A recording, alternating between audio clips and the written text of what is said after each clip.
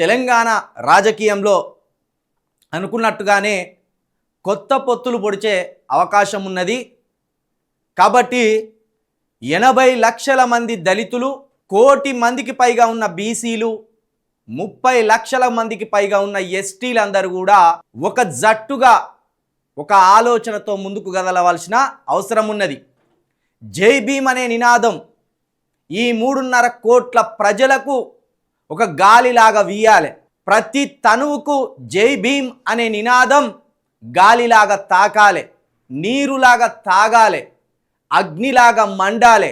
అగ్నిలాగా మండి వెలుగై ఈ 3.5 కోట్ల మంది ప్రజలకు అధికారం అనే కాంక్షను కలిగించి, అధికారం అందుకుంటే తప్ప ఈ రాజ్యంలో మనకు గౌరవం లేదనేది, ఈ రాజ్యంలో మనకు సంపద రాదనేది, ఈ రాజ్యంలో మన వాటా దక్కదనేది తెలుసుకోవాలి.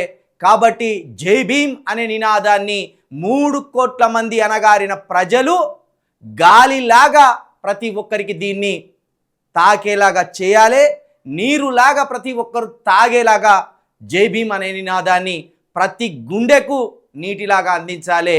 ప్రతి మనిషికి అగ్నిలాగా వెలిగేలాగా వెలుగై దాన్ని మనం ఆ వెలుగు కింద అధికారం అందుకునేలాగా కూడా జై భీమ్ నినాదాన్ని మనం అందిపుచ్చుకోవాలని మరొకసారి మీ అందరికీ తెలియజేస్తున్నా.